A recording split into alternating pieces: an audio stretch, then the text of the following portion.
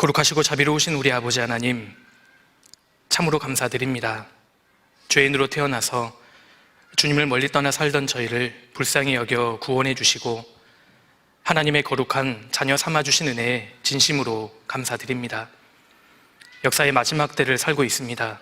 모든 가치 기준과 절대적인 진리가 무너지고 있는 이 시대에 하나님께서 저희를 구원해 주셨고, 또 이런 저희가 마지막 때에 더욱 진리를 붙잡고 주님을 의지하고 살아갈 수 있도록 도와주옵소서. 지난 한 주간 대학생 연합 집회와 또 진리부, 영광부 연합 집회, 그 외에 많은 집회를 또 허락해 주심을 감사드립니다. 이번에 구원받은 형제 자매님들 한 분도 빠짐없이 교회 가운데 끝까지 거하고 그 믿음이 성장할 수 있도록 도와주시고, 말씀에는 연결되었으나 아직 구원받지 못한 분들 또한 있습니다. 포기하지 않고 끝까지 복음의 말씀에 연결될 수 있도록 도와주옵소서. 이 시간도 주 성령께서 함께 하셔서 우리 각자에게 필요한 말씀으로 채워주시기를 기도드립니다. 저희를 언제나 사랑하시는 예수님 이름으로 기도드렸습니다. 아멘. 우리 성경 같이 찾겠습니다. 시편 82편입니다.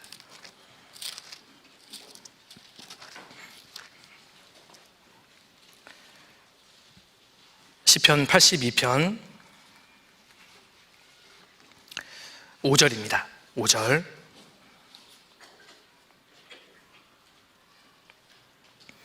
우리 짧은 구절이니까요, 5절 한 구절을 같이 읽겠습니다. 저희는 무지무각하여 흑암 중에 왕래하니 땅의 모든 터가 흔들리도다. 땅의 모든 터가 흔들리도다. 이 말씀은 정말 우리 시대에 해당되는 그런 말씀이라고 할 수 있습니다. 오늘날은 하나님이 세우신 모든 질서와 기준을 무시하고 깨트리는 시대입니다.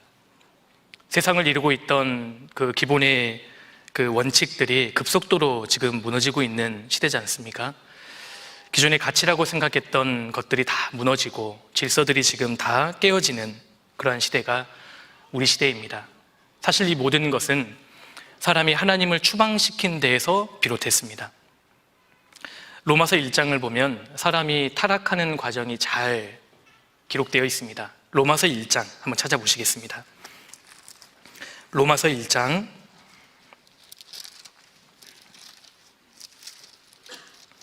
21절입니다.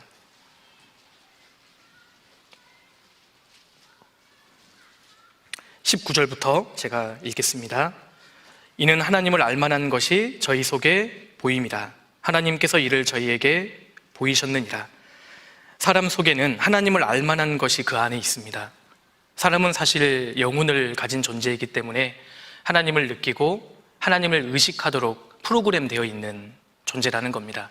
그런데 21절, 하나님을 알되 하나님으로 영화롭게도 아니하며 감사치도 아니하고 오히려 그 생각이 허망하여지며 미련한 마음이 어두워졌나니. 점점 하나님을 알만한 것이 그 속에 있음에도 불구하고 하나님의 존재를 부정하고 점점 무시하는 겁니다. 그렇게 되면 22절, 스스로 지혜 있다 하나 우준하게 돼요. 하나님을 제외하고 자기를 설명하려고 하니까요, 지혜 있는 것처럼 보이지만 점점 우준하게 되고 자기 중심적으로 바뀌어 가는 겁니다. 급기야는 23절, 썩어지지 아니하는 하나님의 영광을 썩어질 사람과 금수와 버러지 형상의 우상으로 바꾸었느니라. 심지어 인간을 숭배하게 되고 더 나아가서 금수와 버러지 형상의 우상을 섬기게 되는 겁니다. 하나님을 빼버리면 나 자신을 보이는 것으로 설명을 하게 되잖아요. 그렇게 되면 자세히 생각하면 사람은 동물 중에 하나가 됩니다. 진화론적인 사고에 젖어들게 되고 더 생각해 보면 동물보다 못한 존재로 여기게 됩니다. 그래서 사람이 사람 위에 동물을 놓게 되고 동물을 숭배하는 그 지경에 이르게 된다는 겁니다. 그리고 극도의 쾌락주의로 빠져들게 됩니다. 24절, 그러므로 하나님께서 저희를 마음의 정욕대로 더러움에 내어버려 두사 저희 몸을 서로 욕되게 하셨으니. 완전한 쾌락주의로 빠지게 되고 급기야는 동물보다 못한 존재로 타락하게 됩니다. 26절. 이를 인하여 하나님께서 저희를 부끄러운 욕심에 내어버려 두셨으니 곧 저희 여인들도 순리대로 쓸 것을 바꾸어 영리로 쓰며 이와 같이 남자들도 순리대로 여인 쓰기를 버리고 서로 향하여 음욕이 부릴 듯하며 남자가 남자로 더불어 부끄러운 일을 행하여 저희의 그릇 때문에 상당한 보응을 그 자신에 받았느니라. 이 말씀에 순리라고 나오죠. 순리라는 단어는 위에서부터 주어지는 것, 즉 하나님께로부터 주어지는 법칙을 뜻합니다. 반면에 순리를 거스른다는 것은 영리잖아요. 영리라는 것은 하나님께로부터 주어지는 법칙을 깨트리는 것을 말합니다. 남자와 여자가 서로 사랑하는 것은 순리에 해당하지 않습니까? 그런데 동성애는 순리를 거스르는 것에 해당합니다. 지금 우리 시대는 이 동성 결혼도 합법화되는 그런 지경에 이르렀습니다. 지금 모든 것이 다 무너지고 있는 겁니다. 우리 시대가 지금 여기까지 왔습니다. 러시아의 대문호였던 도스토옙스키는 이런 말을 남겼습니다. 만약 하나님이 없다면 인간이 못할 짓은 아무것도 없다. 사실 그의 말이 맞잖아요. 오늘 그 짧은 시간이지만 그 세계관에 대해서 좀 말씀을 드려볼까 합니다. 우리가 지금 살고 있는 시대를 가리켜서 포스트 모더니즘 시대다라는 말은 아마 한 번쯤은 들어보셨을 거라고 생각하는데요. 그렇다고 철학을 이야기하려고 하는 것은 아니고요. 철학과 세계관은 다릅니다. 철학은 철학자들이 하는 것이고 세계관은 모든 사람들이 사실 가지고 있는 관점입니다. 세계관이 없는 사람은 없죠. 그 사람이 그렇게 말하고 그렇게 생각하고 반응하는 이유가 사실은 세계관 때문입니다. 우리는 지금 포스트 모던 시대를 살고 있습니다. 우리가 그 청년으로서 이 사실을 좀 이해할 필요가 있습니다. 이것을 이해하게 된다면 왜 현대인들이 그렇게 반응하는지, 왜 현대인들이 그렇게 생각하는지, 그리고 우리가 어떻게 살아야 하는지 이것을 우리가 분명하게 알 수 있습니다.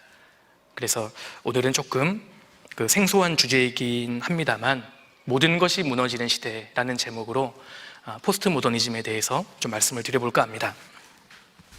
포스트 모더니즘을 이해하기 위해서는 먼저는 모더니즘을 이해할 필요가 있습니다.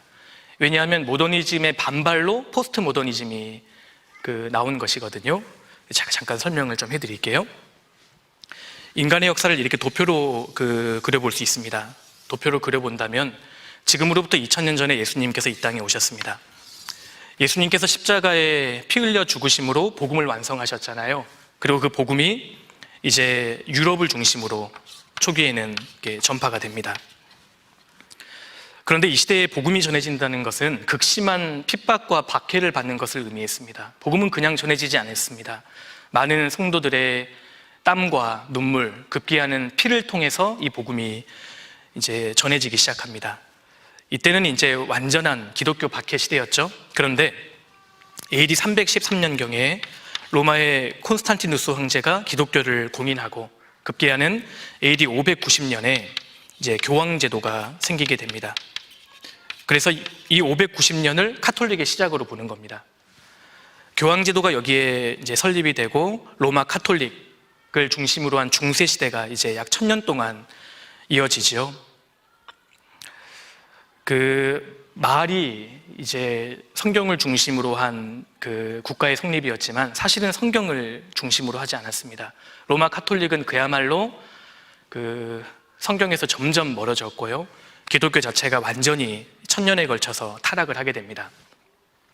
기독교가 타락하면, 교회가 타락하면 크게 두 가지의 현상이 일어납니다. 먼저는 교회 안에서 각성운동이 일어나고요. 그것이 이제 1517년도에 종교개혁이라고 할 수 있습니다.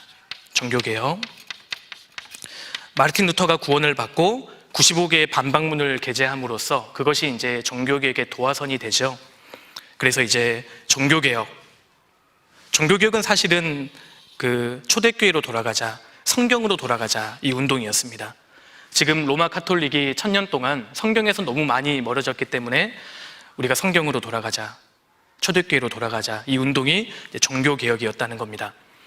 교회가 타락하자, 기독교가 타락하자, 엄밀히 말하면 로마 카톨릭이 타락한 것이죠. 그래서 또 하나 생긴 것은 이제 기독교 밖에서의 개혁운동이었습니다. 그것이 계몽주의 들어보셨죠?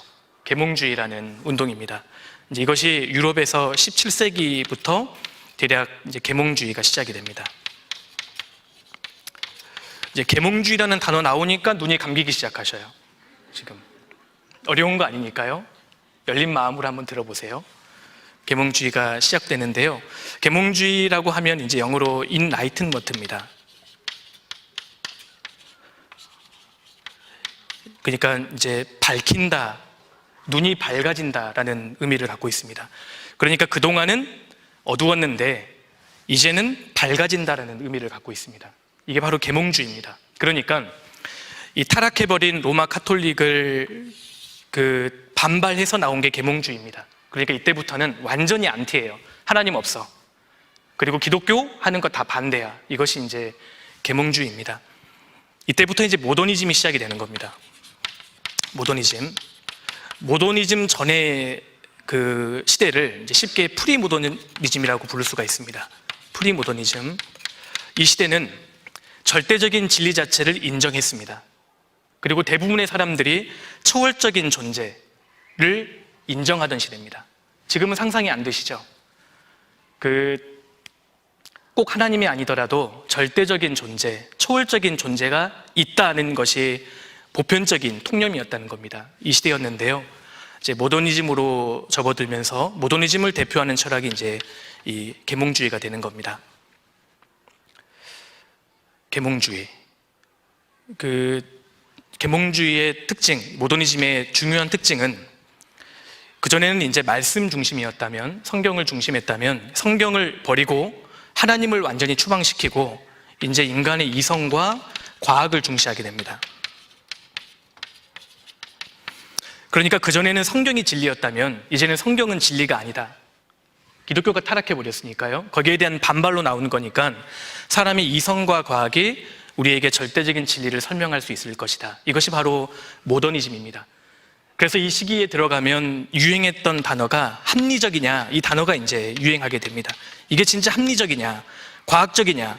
합리적이고 과학적이면, 다시 말해 인간의 이성으로 이해가 되면 진리로 인정을 했던 겁니다. 이 시대가 바로 이 모더니즘이라는 시대입니다. 모더니즘, 이 계몽주의의 대표적인 철학자가 이제 데카르트. 이거 들어보셨어요? 나는 생각한다, 고로 존재한다. 근데 생각해 보세요. 이 말이 맞는 말이에요?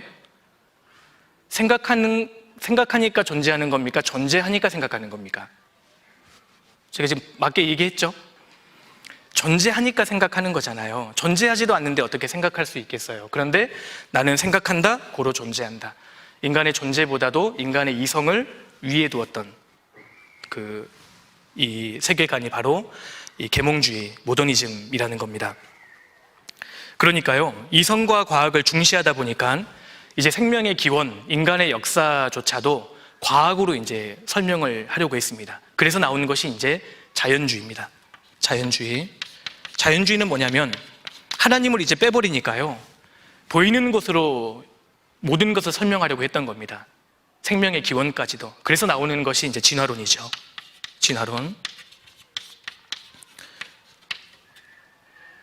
점점 이제 하나님에서 멀어지는 겁니다. 계몽주의에서 자연주의, 그리고 진화론으로. 이거 한번 생각해 보세요. 우리가 지금 대우주에서 살고 있잖아요. 대우주는 수천억 개의 은하계로 구성이 되어 있습니다. 그리고 그 중에 하나의 은하계 속에는 또 수천억 개의 태양계가 있잖아요. 태양계 그 하나에 있는 지구라는 작은 행성, 그 중에 아시아의 대한민국의 지금 안양에 있는 우리, 대우주에 비하면 우리는 먼지 티끌과 같은 존재잖아요. 이 말이 맞아요? 눈에 보이는 것으로 설명하면 맞는 말이에요. 그런데 우리는 보이지 않는 하나님의 형상입니다. 다시 말해서 이 우주가 어마어마하게 대단하면 대단할수록 사실 누가 대단하시는 거죠?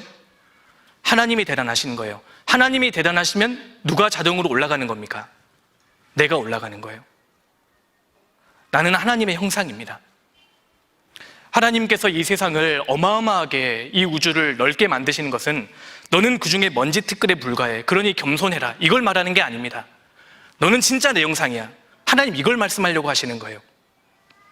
이 세상에 다양한 동물을 이렇게 만들어 놓으시는 것은 너는 그 중에 하나에 불과해, 이걸 의미하는 게 아니라는 겁니다.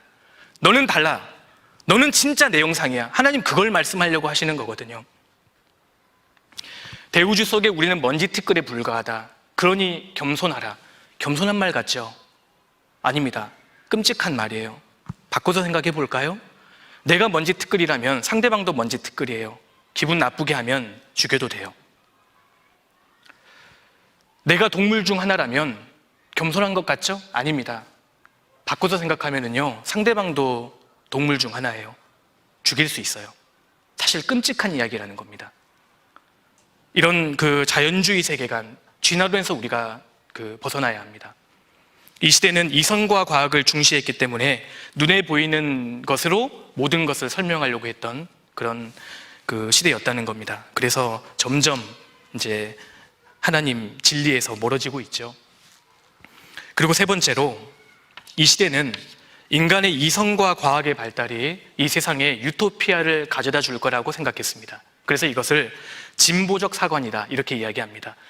역사는 진보한다, 점점 발전한다라는 겁니다. 그래서 진보적인 사관을 가지고 있었던 겁니다. 이 모더니즘, 이 근대는 진짜 힘든 시대였습니다. 먹고 살기 정말 어려웠기 때문에 그래도 진보적인 사관을 가지고 있었어요. 과학이 발달하면 유토피아가 도래할 것이다, 그러니 조금만 참자. 그래서 이때 이어졌던 것이 이제 낙관주의입니다. 이 모든 걸 낙관적으로 이제 보았다는 겁니다. 이런 세계가 이제 모더니즘입니다. 그렇죠? 조금만 더 참자, 좋은 세상이 올 거야. 이성과 과학이 발달하면 우리에게 절대적인 진리를 설명해 줄 것이다. 이성과 과학은 결국 우리에게 유토피아를 가져다 줄 것이다. 이것이 이제 계몽주의였고 모더니즘 시대였다는 겁니다. 이 모더니즘, 특히 이 계몽주의는 혁명의 시대를 가져왔습니다. 사실은 어떠한 시대의 주 철학이 바뀔 때마다 기존의 가치관을 무너뜨려야 하니까요, 반드시 혁명이라는 것이 뒤따르게 됩니다.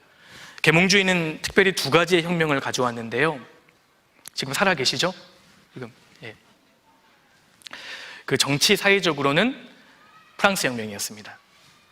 그래서 1789년도에 프랑스 혁명, 이건 엄청난 사실 기념비적인 사건이었죠. 일반 대중이 당시의 절대 군주였던 왕을 무너뜨렸습니다.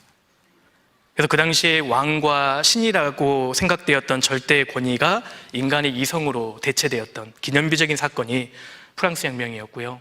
그때 이제 사람들의 사고가 많이 바뀌게 됩니다. 그리고 경제적으로도 혁명이 일어나게 되는데 그 혁명이 바로 산업혁명이죠. 과학이 발달해서 산업계에서도 혁명이 일어났던 겁니다. 산업혁명이 일어나니까 대량 생산이 가능해졌잖아요.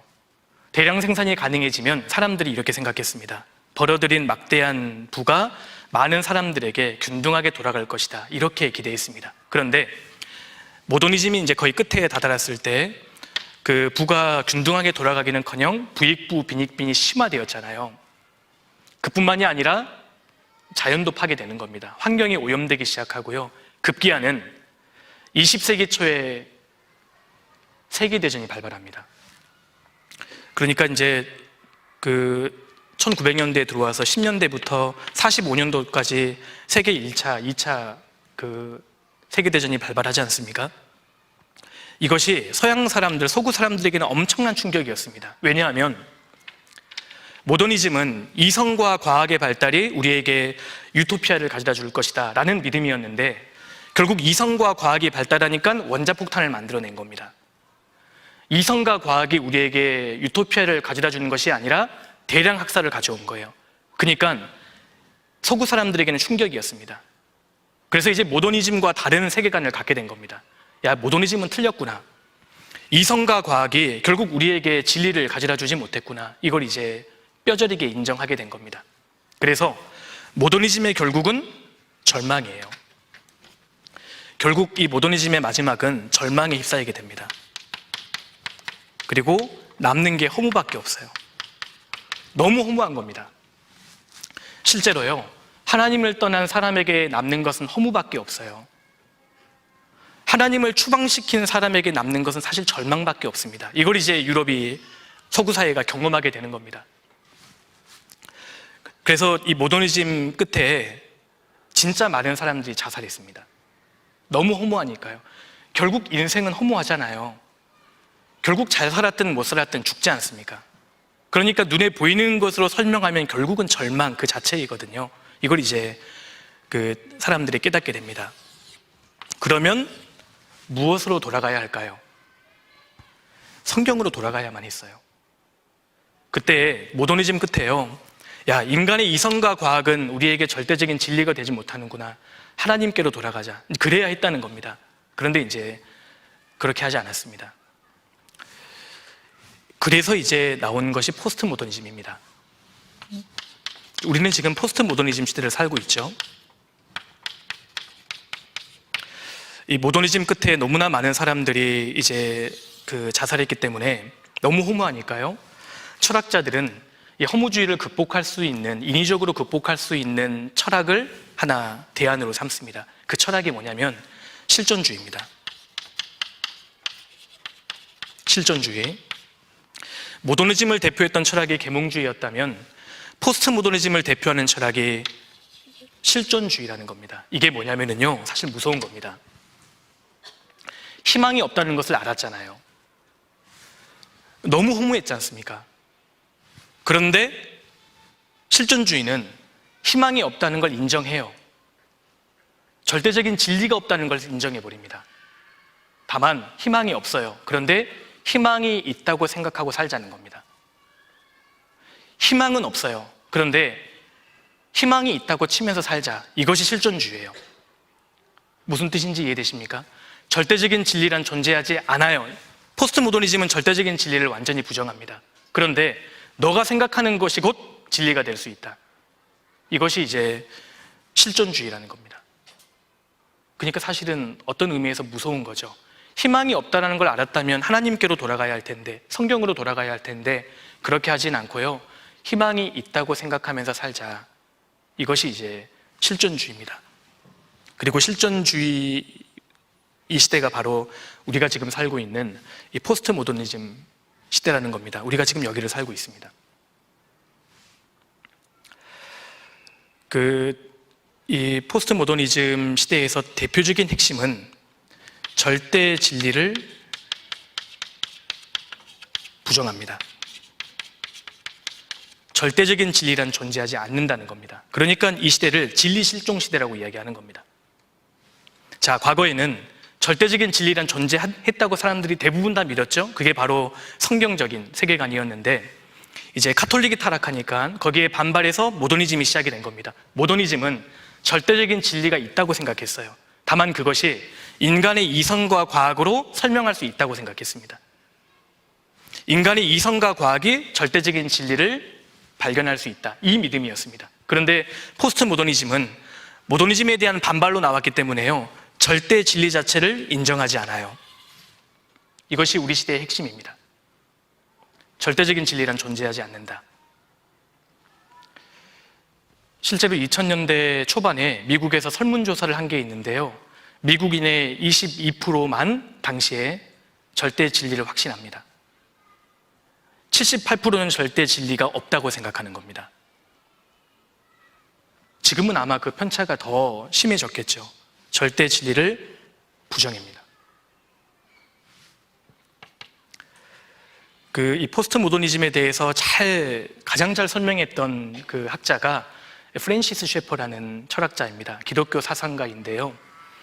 이분이 지금은 이제 고인이 되었는데 포스트 모더니즘에 대해서 아주 잘 예견했던 그런 학자입니다. 근데 그분이 어떻게까지 설명을 하냐면 절망선이라는 게 있다. 절망선. 이제 그분이 만들어낸 용어입니다. 유럽 같은 경우는 1890년이었고 미국은 이제 1935년이 절망선이었다. 이 말이 무슨 말이냐면 이 절망선 전에는 사람들이 절대 진리가 있다고 생각했다는 겁니다. 절대 진리를 확신했다. 그런데 절망선 넘어서는 이제 깊은 심연에 빠지게 되는데 대부분의 사람들이 절대 진리를 인정하지 않는다는 겁니다. 이것이 이제 포스트 모더니즘의 특징이 됩니다. 근데 한번 생각해 보세요. 이 포스트 모더니즘이 얼마나 모순적인 세계관이냐면 절대적인 진리는 존재하지 않는다 이 사상이잖아요. 그런데 절대 진리는 존재하지 않는다는 것이 진리다, 이걸 내포하고 있잖아요. 그러니까 아주 모순적인 세계관이라는 겁니다. 지금 저만 말씀드리는 거 아니죠? 그죠? 그러니까 아주 모순적인 세계관이고요. 자, 생각해 보십시오. 절대 진리를 부정하니까요, 상대주의가 나오게 됩니다. 자, 포스트 모더니즘에서 부정하는 진리는 절대 진리입니다. 객관적인 진리, 인류에게 모두 보편적으로 적용되는 객관적인 진리는 부정해요. 다만 주관적인 진리만 있다, 이렇게 생각하는 겁니다. 그러니까 모든 사람에게 공통적으로 적용되는 객관적인 진리는 존재하지 않아요. 다만 주관적인 진리는 존재한다는 겁니다. 그러니까 그것이 진리는 존재하지 않아, 진리는 너가 만들어내는 거야, 이게 이제 포스트 모더니즘의 핵심 사상입니다. 그게 당신에게는 진리일지 모르겠지만 내게는 진리가 아니에요. 바로 이것이 우리가 오늘날 복음을 전하는데 가장 장애가 되는 세계관입니다. 이게 이제 포스트 모더니즘의 영향이죠. 성경이 사실이고 하나님 살아계시는 증거를 아무리 많이 보여줘도 현대인들은 맞네요, 일리가 있어요. 그런데 그게 나하고 무슨 상관이에요? 이런 반응이 나오게 된다는 겁니다. 이 성경이 사실이고 하나님 살아계시는 증거를 보여줘도 그래요. 그런데 그것이 기독교인인 당신에게는 진리일지 모르겠지만 무신론자인 내게는 진리가 될 수 없어요. 과거에는 성경이 기준이었다면 모더니즘에는 인간의 이성이 기준이잖아요. 그런데 이제 포스트 모더니즘은 사람의 느낌이 기준이 되는 겁니다. 이게 사실이냐 아니냐는 더 이상 중요하지 않아요. 이것이 내게 무슨 느낌을 주는가, 이게 더 중요합니다. 이게 내게 좋은 느낌을 주면 진리가 되는 거예요. 이게 내게 불편한 느낌을 주면 거짓이 되는 겁니다. 이것이 상대주의입니다. 상대주의. 객관적인 진리는 존재하지 않는다, 주관적인 진리만 있을 뿐이다. 그러니 그것이 당신에게는 진리일 수 있지만 내게는 진리가 아니에요. 이렇게 이제 굉장히 주관적이고 자기중심적인 세계관이 된다는 겁니다.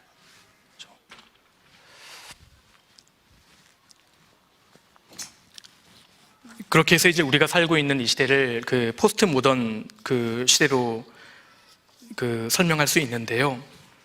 그러니까 우리가 전도할 때에도 나도 당신을 귀찮게 하지 않을 테니 당신도 나를 귀찮게 하지 말라, 이런 암묵적인 동의가 요구되는 시대가 우리 시대입니다. 그 전에는 둘 중에 하나가 진리라면 다른 하나는 거짓이라는 말이 통용됐잖아요. 우리 시대는 그게 통용되지 않아요. 이게 진리고 다른 것도 진리가 될 수 있어요. 모든 사람이 기준이 되니까요. 이것이 이제 우리가 복음을 전하는데 지금 많은 장애가 되는 겁니다. 무엇이 옳고 그른가의 문제를, 이것이 내게 무슨 느낌을 주는가의 문제로 대체시켜버린 겁니다. 그래서 자기의 느낌, 감성을 중시하는 시대가 되었다는 겁니다. 이 포스트 모더니즘 교육을 정말 앞장섰던 사람이 이 존 듀이라는 사람입니다. 제가 잠깐 자료를 보여드릴게요. 이 사람이 이제 존 듀이라는 사람입니다. 이 사람의 가장 큰 업적은 미국의 교육과정 중에 성경적인 스탠다드를 다 빼버렸다는 겁니다. 저도 대학에서 이제 교육학 수업을 들을 때 이 사람에 대해서 많이 배웠거든요. 이분의 책도 읽기도 하고요. 좋은 분인 줄 알았어요. 나중에 알고 보니까 이분은 이 포스트 모던 교육을 진짜 앞장섰던 사람입니다. 미국의 교육과정 중에 성경적인 기준 자체를 완전히 빼버렸어요. 이때부터는 이제 미국에서 성경적인 스탠다드를 더 이상 가르치지 않습니다. 1930년대부터 미국의 진화론이 확산되기 시작했고요. 60년대에 미국의 교과서에 진화론이 들어갑니다. 그때부터 미국의 자살률이 급증합니다. 그거 아십니까? 한때 자살률이 유럽이 1등이었고요. 그 다음에 일본이 1등이었고 미국이 1등이었고 지금은 어느 나라가 1등이죠? 우리나라가 1등이잖아요. 이게 교과서에 진화론이 실린 순서라는 거 알고 계십니까? 진화론이 사실이면 우리는 먼지티끌인 겁니다. 동물 중 하나잖아요. 그래서 이제 미국의 자살률이 급속도로 증가합니다. 그리고 이 존 듀이라는 사람은요, 주입식 교육이 나쁘다고 얘기했습니다. 그런데 진짜 주입식 교육이 나쁜 것일까요? 성경에서 말하는 교육은 주입식 교육입니다. 하나님은 사람하고 토론하지 않으셨어요. 일방적으로 선포하셨죠. 하나님은 말씀하셨습니다. 교회에서 전해지는 설교도 토론이 아니지 않습니까? 일방적인 선포입니다. 1960년대부터 이제 이 포스트 모던 교육이 굉장히 활발하게 이루어졌고 60년대 이 기점으로 미국의 문화가 완전히 바뀝니다. 이때부터 이제 히피 문화, 하드록 같은 게 성행하기 시작하고요. 마약 복용, 동성애, 자살률, 불륜 이런 것들이 이제 급증하게 됩니다. 그래서 60년대 이전의 학생들에게는 너 동성애에 대해서 어떻게 생각하니? 라고 물으면 그거 잘못되었어요. 이렇게 대답했거든요. 그런데 60년대 이후의 학생들에게 동성애에 대해서 어떻게 생각하니? 라고 물으면 이렇게 대답해요. 저 그거 싫어요. 옳고 그르냐의 문제를 내가 좋냐 싫으냐의 문제로 대체해서 생각한다는 겁니다. 그러니까 절대적인 기준은 존재하지 않아요. 성경적인 기준은 존재하지 않아요. 너가 선택하라는 겁니다. 이것이 이제 포스트 모던 시대에 볼 수 있는 모습들이죠. 그래서 어린 학생들이 지금 학교에서 성경적인 기준, 도덕적인 기준을 배울 거라는 기대를 아예 버리셔야 돼요. 지금은 그렇게 가르치지 않습니다.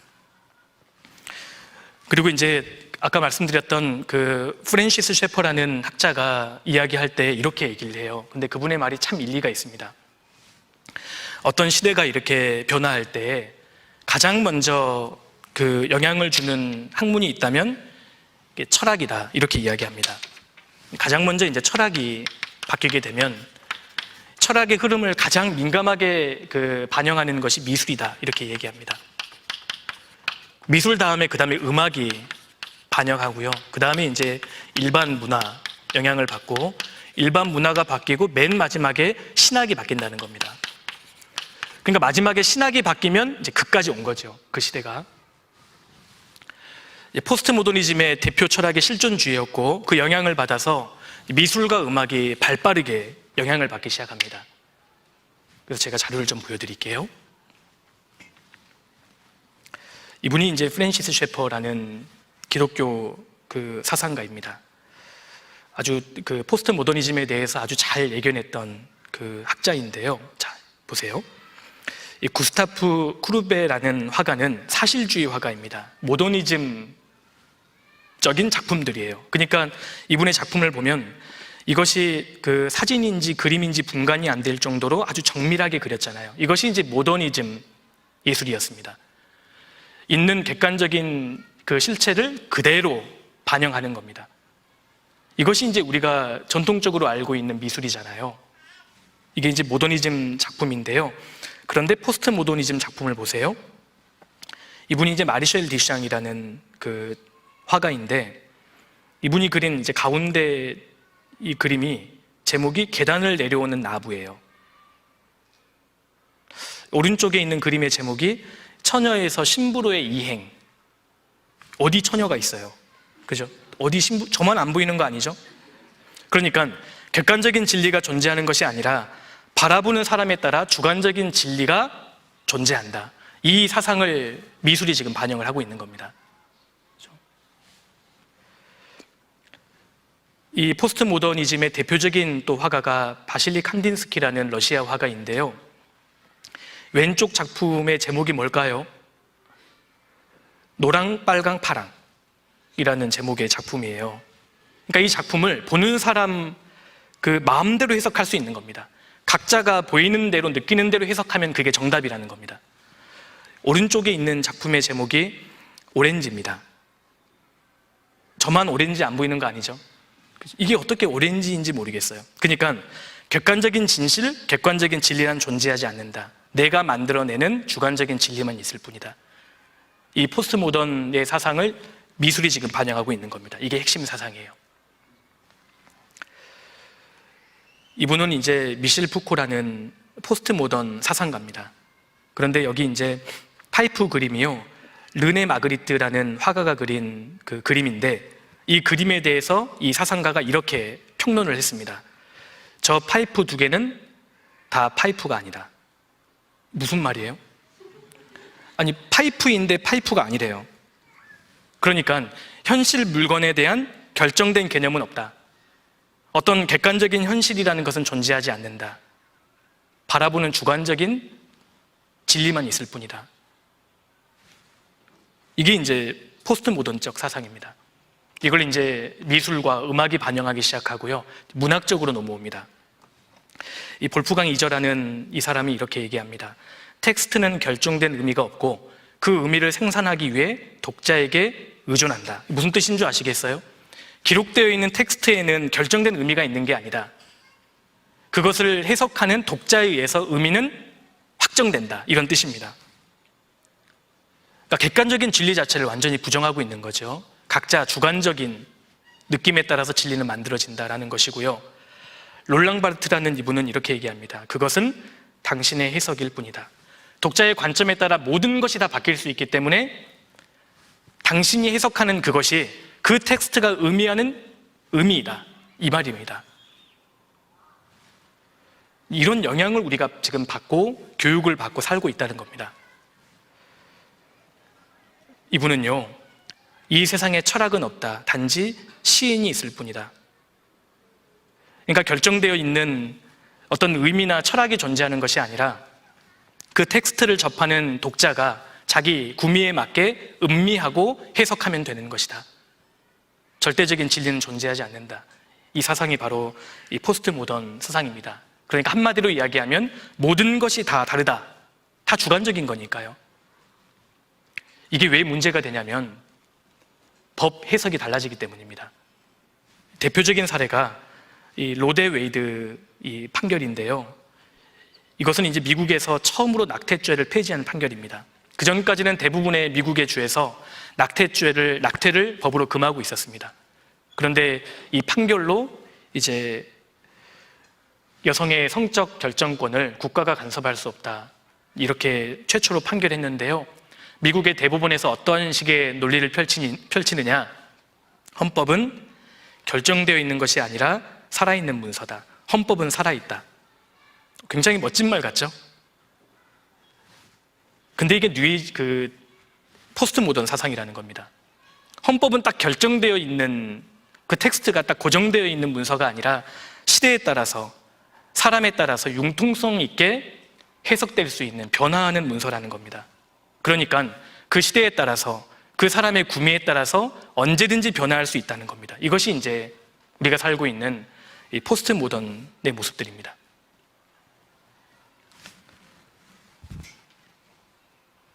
절대 진리를 부정하기 때문에 상대주의가 나올 수밖에 없고요. 그리고 이어지는 것이 이제 문화다원주의입니다. 나도 옳고 너도 옳다. 이게 이제 포스트 모던이잖아요. 그러니까 이어지는 것이 이제 문화적인 다원주의입니다. 다원주의. 그래서 나오는 것이 뉴에이지입니다. 뉴에이지. 뉴에이지가 뭐냐면요. 이게 뉴에이지입니다. 모더니즘 끝에 허무하고 절망적이 됐잖아요. 야, 이성과 과학으로는 절대 진리를 발견할 수 없구나. 이걸 이제 절실하게 깨달은 겁니다. 그렇죠?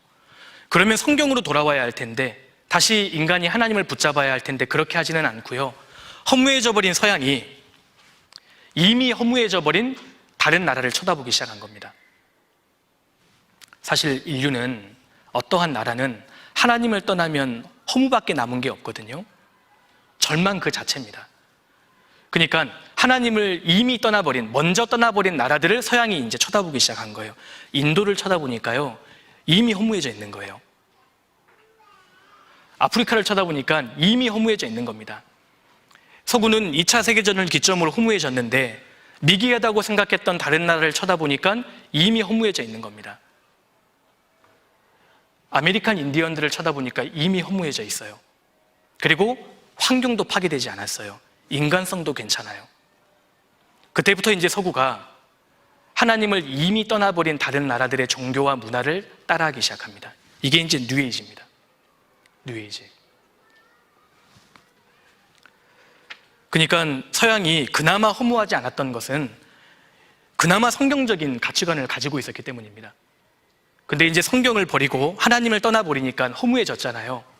이 답을 성경에서 다시 찾아야 할 텐데 하나님을 먼저 떠나버린 다른 나라들의 종교와 이제 문화를 따라하게 됩니다. 이것이 이제 뉴에이지고요. 뉴에이지스트들이 그 보편적으로 하는 행위가 이제 명상이죠. 명상. 명상이 뭔지 아시죠? 마음과 생각을 비우라는 겁니다. 명상. 이거 맞아요? 마음과 생각이 비워지나요? 명상이 영어로 메디테이션입니다. 근데 메디테이션이라는 단어가 성경에도 나오죠. 성경에 뭐라고 번역되어 있습니까? 묵상입니다. 우리는 묵상이에요. 성경은 묵상을 강조합니다. 묵상은 채우는 거죠. 하나님과 하나님 말씀으로 채우는 게 묵상입니다. 명상은 비우라는 겁니다. 릴렉스하라는 거예요. 이것이 완전히 반성경적입니다. 우리는 묵상입니다. 채워야 돼요. 절대 인간의 마음과 생각은 비워지지 않습니다.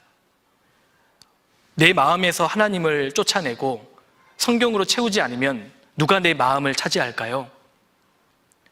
마귀가 차지합니다. 그러니까 비우면 마귀로 채워지는 거예요. 성경은 묵상입니다. 그러니까 이런 세계관을 가지고 있는 것이 바로 포스트 모더니즘이고요. 이제 자연스럽게 뉴에이지로 이어집니다. 우리가 뉴에이지 이 사상이 우리 사회, 문화, 정치, 경제, 예술 모든 전반에 지금 영향을 미치고 있습니다. 이걸 우리가 분별해야 합니다. 분별하기 위해서는 알아야 해요. 1960년대 기점으로 미국에서 아주 특별한 어떤 장르가 생깁니다. 이게 팝도 아니고요, 클래식도 아닌데 너무 좋은 거예요. 마음을 아주 황홀하게 만들고, 이게 이제 뉴에이지 음악입니다. 원래는 뉴 뮤직이라고 처음에는 명명했는데 나중에 이제 그 음악의 배우 사람들을 보니까 다 하나같이 뉴에이지스트들이었습니다. 명상가들이었습니다. 그래서 그 사상 자체가 굉장히 반성경적인 사상이라는 겁니다. 이것이 이제 우리 시대에 볼 수 있는 모습이고요. 궁극적으로 포스트 모더니즘은요, 이걸로 이어집니다. 해체주의입니다. 모든 것을 해체시키는 겁니다. 절대적인 진리, 객관적인 진리는 존재하지 않잖아요. 그런데 그동안 객관적인 진리, 절대적인 진리라고 생각되었던 것들을 다 해체시키라는 겁니다. 그것이 인류에게 진정으로 해방을 가져다 주는 일이다. 모든 권위에 대해서 일단 도전해라. 무너뜨려라. 이것이 인류를 해방시켜주는 일이다. 해체주의로 가게 되는 겁니다. 그래서 포스트 모더니즘의 핵심 키워드는 해체, 해방인 겁니다. 인류를 해방시키라는 겁니다. 기존의 가치 질서, 기존의 객관적인 진리라고 생각되었던 것들을 무조건 해체시켜라. 모든 권위는 저항해라. 무너뜨려라. 이것이 이제 결국은 포스트 모더니즘이고요. 우리 시대에 볼 수 있는 것이죠. 그래서 지금 모든 게 다 무너지고 있는 겁니다. 이거 한번 생각해 보세요. 절대 진리란 존재하지 않는다. 객관적인 진리라고 생각되는 것들을 다 해체시켜라. 근데 진리가 뭐죠? 궁극적인 진리가 뭐죠? 아버지의 말씀은 진리니이다. 하나님 말씀입니다. 내가 곧 길이요 진리요 생명이니 예수 그리스도께서 사실 진리십니다. 우리 주님이 진리시잖아요. 그러니까 모든 절대적인 진리라고 생각됐던 것들을 해체시켜라. 결국 누굽니까? 하나님과 하나님의 말씀을 공격하는 겁니다. 모든 권위는 무너뜨려라. 사실 절대 권위가 누구시죠? 하나님이셔요. 그러니까 포스트 모더니즘 사상이 사실은 겨냥하고 있는 것은 두 가지인 겁니다. 결국 하나님과 하나님 말씀이에요. 성경적인 기준 자체를 완전히 무너뜨리라는 겁니다. 이 사상의 사실은 핵심 사상입니다.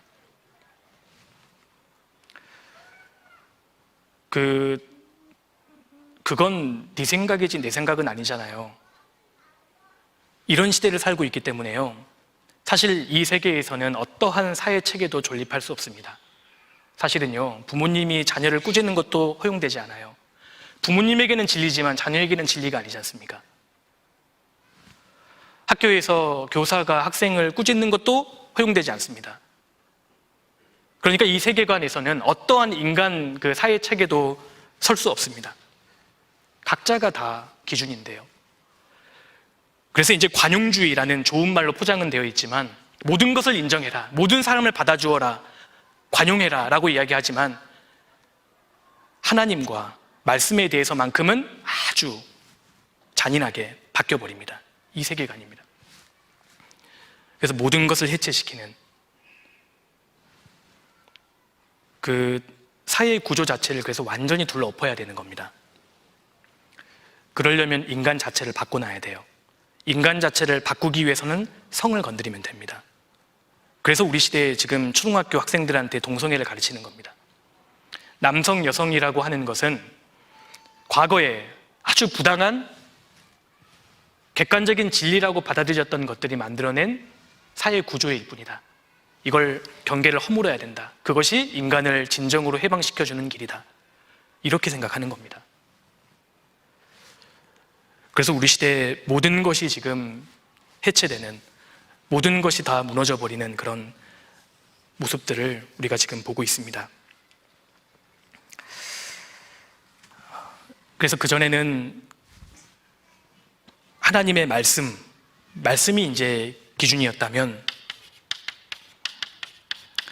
사실 이제 중세시대가 하나님 말씀을 기준으로 했다는 것도 사실은 우리는 동의할 수 없죠. 로마 카톨릭이 성경을 완전히 자기 구미대로 바꿔서 해석했고 성경을 완전히 멀어졌기 때문에요. 그런데 이제 프리 모더니즘 시대를 속칭한다면, 말씀이 기준이었다면, 이제 모더니즘은 인간의 이성이 기준이었고, 포스트 모더니즘은 인간의 느낌입니다. 감성입니다. 감성이 이제 기준으로 되는 시대라고 할 수 있습니다. 그래서 우리가 살고 있는 이 시대는 이것이 사실이냐 아니냐는 더 이상 중요하지 않아요. 이것이 내게 어떠한 느낌을 주느냐, 이게 우선이라는 겁니다. 이것이 내게 좋은 느낌을 주면 진리가 되는 겁니다. 이것이 내게 불편한 느낌을 주면 거짓이 되는 그런 사회가 포스트 모더니즘 사회라는 겁니다. 이것이 이제 사회 전반에 영향을 미치고 있고, 심지어는 우리 신앙생활에도 영향을 미친다는 겁니다. 구원을 받아도 하나님 중심의 신앙생활이 아니라 자기 중심의 신앙생활을 해요.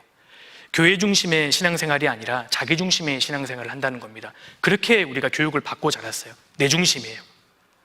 그래서 구원을 받고 내가 하나님을 어떻게 섬길까가 아니라 하나님이 나를 어떻게 섬겨줄까, 이걸 더 크게 생각한다는 겁니다. 과거에 몇 년 전만 하더라도 구원받은 그리스도인들이 교회 안에 있으면 내가 교회를 위해서 어떤 봉사를 할까, 여기에 관심을 가졌는데요, 이제는 내가 이렇게 봉사했는데 왜 교회가 이것도 안 챙겨줘, 이런 식의 사고를 하게 된다는 겁니다. 하나님의 뜻을 이루는 것이 아니라 나의 뜻을 이루는 것이 간증이 되어버리는 겁니다. 그리고 성경도 해석일 뿐이에요. 성경적인 권위도 인정하지 않아요. 그리고 교회에서 전해지는 설교의 권위도 인정하지 않습니다. 저 설교는 설교자의 해석일 뿐이거든요. 그러니까 분명하게 선포되는 하나님 말씀이 축소되고 약화될 수밖에 없는 겁니다. 그러니까 성도들이 변화가 되지 않아요. 진지하지 않습니다. 이런 영향을 우리가 지금 받고 있다는 것을 인지해야 합니다. 그런데 많은 학자들은 지금 우리가 살고 있는 시대는 포스트 모더니즘이 아니라 포스트 모더니즘이 이미 지났다고 이야기하는 학자들도 사실 많이 있습니다. 우리 시대는 포스트 모더니즘을 각성하는 시대라는 겁니다. 그래서 이 이름이 이제 최근에 들어서 정해졌는데요, 우리 시대를 가리켜서 포스트 모더니즘이다, 이렇게 이제 이름을 붙여요.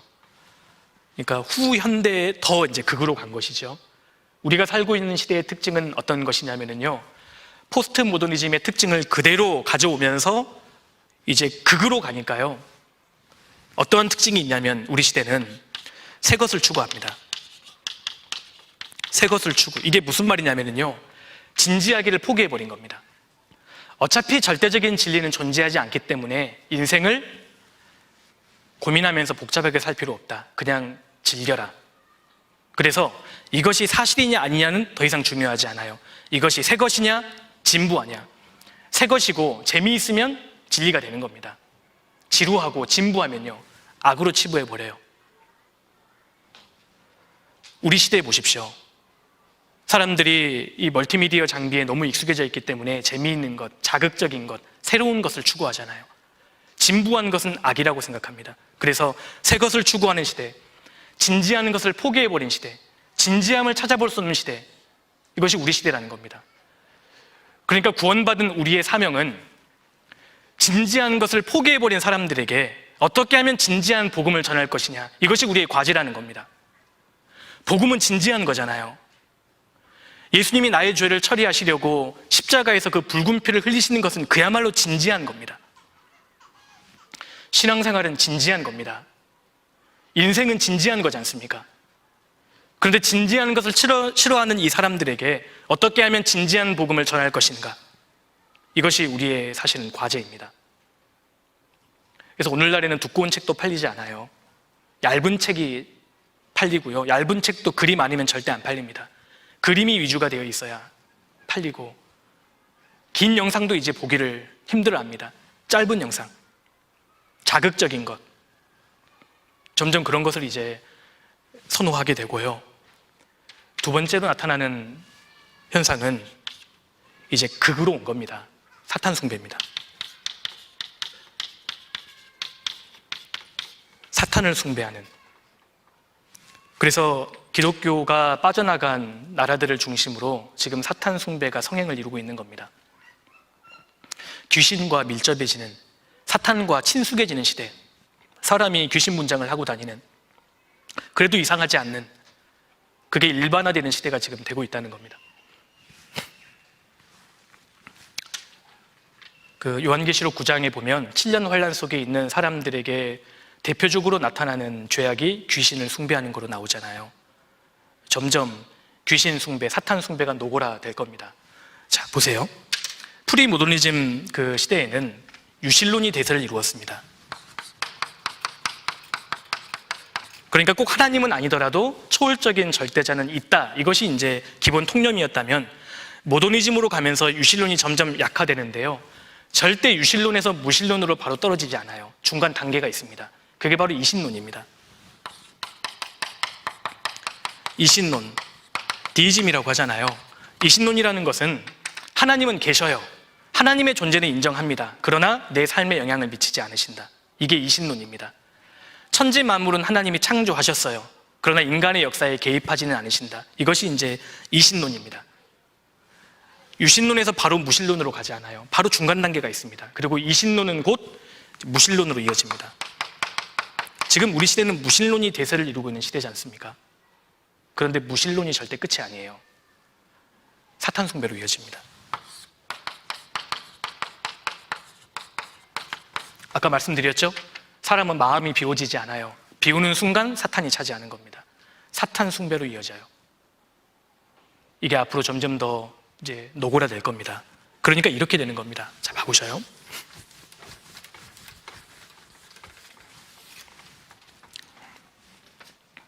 여기 내가 있고요, 나와 영향을 미치고 있는 대상이 크게 성경에 4가지가 나옵니다. 먼저 하나님이 계십니다. 그리고 그 대척점에 사탄이 있죠. 그리고 이웃이 있고요, 여기 이제 자연이 있습니다. 자연, 그러니까 성경적인 용어로는 피조물이죠. 사람을 제외한 나머지 모든 피조물, 동식물들을 다 포함하는 겁니다. 이 4가지의 대상이 있는데, 성경에서 올바른 그 반응은, 하나님은 경배의 대상이시죠. 우리는 하나님을 경배해야 합니다. 사탄은요, 우리는 거절의 대상이죠. 이웃은 사랑의 대상입니다. 자연은 다스리라고 하셨잖아요. 다스림의 대상입니다. 이것이 이제 하나님께서 우리에게 말씀하신 성경적인 가치관이고 올바른 균형 잡힌 모습이라고 할 수 있습니다. 그런데 사람이 하나님과의 관계가 한번 틀어지기 시작하면, 다시 말해서 하나님을 거절하지 않습니까? 그러면 자연스럽게 사탄을 숭배하게 됩니다. 사탄을 경배하게 되는 겁니다. 하나님을 거절하면 자연은 다스려야 되는데요, 자연을 사랑하자는 말이 나오는 거예요. 그리고 이웃은 도리어 다스려 버립니다. 자연은 우리의 사랑의 대상이 아닙니다. 성경에서 동물 사랑하라는 말이 있어요? 동물은 보호해야죠. 동물을 아끼는 것은 맞습니다. 그런데 다스림의 대상이라는 겁니다. 사랑은 하나님과 관련된 것만 쓰이고 있는 거예요. 하나님을 사랑하라. 왜 이웃을 사랑해야 되죠? 하나님의 형상이니까요. 하나님과 관계된 것은 우리가 사랑해야 되는 겁니다. 그런데 피조물 보고 하나님이 사랑하라고 하신 적 없잖아요. 근데 이제 자연을 사랑하라, 동물을 사랑하라, 이제 이런 사상들이 지금 주를 이루고 있고요. 그러니까 하나님과의 관계가 한번 틀어지기 시작하면 모든 관계가 다 어긋나 버리는 겁니다. 그래서 오늘날 사람들에게 기르던 강아지하고 모르는 사람이 물에 빠지면 누구 구할래? 대부분의 사람들이 기르던 강아지 구한다고 대답하죠. 하나님과의 관계가 잘못 설정되니까요, 이제 이웃은 다스림의 대상으로, 나머지 자연은 사랑하는 쪽으로 이제 짐승을 사람 수준으로 올려놓는 겁니다. 사실 진화론의 극까지 온 겁니다. 시편 36편 찾아보시겠습니다. 시편 36편 6절입니다.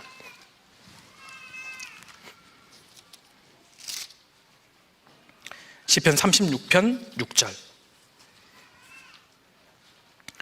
주의 은은 하나님의 산들과 같고 주의 판단은 큰 바다와 일반이라. 여호와여, 주는 사람과 짐승을 보호하시나이다. 분명히 말씀하셨습니다. 주는 짐승과 사람을 보호하시나이다. 이렇게 말씀하지 않으셨죠? 사람과 짐승을 보호하시나이다. 언제나 사람은 짐승보다 우선되는 겁니다. 물론 짐승도 중요하죠. 이것을 잘 다스리는 것을 우리에게 맡기신 겁니다. 단, 짐승이 사람보다 먼저는 아니잖아요. 근데 오늘날 이제 사람만큼 짐승을 생각하고 오히려 짐승을 더 가치 있게 생각하는 그런 시대가 되고 있다는 겁니다. 우리는 지금 이제 포스트 모던 시대를 살고 있습니다. 사사기 맨 마지막에 보면 그때 이스라엘의 왕이 없으므로 사람이 각각 그 소견에 오른 대로 행하였더라. 이 말씀이 정말 해당되는 시대가 우리 시대라는 겁니다. 절대적인 왕, 하나님을 추방시켜 버렸기 때문에 이제 각각 그 소견에 오른 대로 행하는 시대, 혼란한 시대가 되었다는 겁니다. 그렇다면 모든 것이 무너지는 이 시대에 우리 구원받은 그리스도인들은 어떻게 살아야 할까요? 사실 답은 간단합니다. 모든 것이 무너지는 이 시대를 살면서 우리는 정말 하나님의 말씀을 붙잡고 살아야 하는 겁니다. 결국 진리는 하나님 말씀이잖아요. 하나님 말씀은 어느 시대든지 진리였습니다. 시대에 따라 하나님의 말씀이 변화된 것이 아닙니다. 이 사실을 우리가 분명하게 해야 합니다. 마지막으로 우리 시편 138편 넘겨보겠습니다. 시편 138편 2절입니다.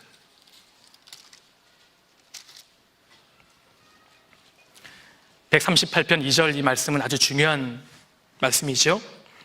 내가 주의 성전을 향하여 경배하며 주의 인자하심과 성실하심을 인하여 주의 이름에 감사하오리니. 같이 읽겠습니다. 이는 주께서 주의 말씀을 주의 모든 이름 위에 높게 하셨습니다. 이 말씀은 대단히 중요한 말씀입니다. 주의 모든 이름 위에 주님 말씀을 두셨습니다. 주님의 모든 이름은 주님 자신을 대변하죠. 그런데 주님께서는 주님의 말씀을 주님의 모든 이름보다 높게 하셨다고 선언하셨습니다. 하나님보다 더 높이 있는 것, 하나님의 말씀입니다. 하나님께서 하나님 자신보다 더 높이신 것, 하나님의 말씀입니다. 그래서 마지막 때를 살면서 우리가 주님의 말씀이 얼마나 높은지에 대한 확실한 인식을 가져야 합니다. 하나님 말씀을 하나님 말씀으로 여기고 정말 하나님 말씀을 두려워할 줄 알아야 한다는 겁니다. 진리가 실종되는 이 시대에 진리를 붙잡아야 합니다. 정말 내 수단과 방법대로 인생을 사는 것이 아니라 하나님의 말씀을 기준으로 정말 내가 주님을 가까이 하고 있느냐, 내가 정말 주님의 말씀을 있는 그대로 받아들이고 있느냐, 이걸 돌아봐야 합니다. 성경은 물론 이렇게 되어 있지만 꼭 내가 이렇게 살아야 합니까? 때로 내 인생이 복잡해지고 혼란해지는 이유는 성경 말씀에다가 내 생각을 보태버리기 때문입니다. 신앙생활은 복잡하지 않습니다. 하나님 말씀을, 이 진리를 그대로 붙잡고 진리를 앞세우고 내 생각과 내 경험이 성경 말씀과 충돌될 때 말씀을 붙잡고 그 말씀에 순종할 줄 아는 사람, 이것이 필요합니다. 우리가 정말 이 말씀을 진리라고 믿는다면 내 인생을 어디에 걸어야 할지 진지하게 고민해야 합니다. 이 주님의 말씀이 우리 인생의 기준이 되는 겁니다. 교만한 자가 거짓으로 나를 치려 할지라도 나는 전심으로 주의 법도를 지키리이다. 다윗의 고백입니다. 거짓이 충만하는 이 시대에, 모든 것이 무너져버린 이 시대에 우리는 절대 진리를 붙잡는 사람이 되어야 합니다. 그래서 말씀을 앞세우고 우리가 다른 것은 몰라도 신앙생활만큼은 성공하는 그런 사람이 되어야 하리라고 생각합니다. 같이 기도하겠습니다. 고마우신 아버지 하나님, 참으로 감사드립니다. 모든 가치 기준이 무너지는 마지막 때를 살고 있습니다. 이 혼탁한 시대에 진리를 알고 또 진리를 발견하고 진리 가운데 살아갈 수 있는 인생으로 삼아주신 것 감사드립니다. 저희가 더욱 하나님의 말씀을 앞세우고 이 말씀에 우리 각자의 인생을 또 걸고 순종할 수 있도록 도와주시고, 그래서 마지막 시대에 주님께서 우리 모두를 더 귀하게 사용해 주시기를 간절히 기도드립니다. 이어지는 교제의 시간도 오직 주께 의지합니다. 저희를 언제나 사랑하시는 예수님 이름으로 기도드렸습니다. 아멘. 수고하셨습니다.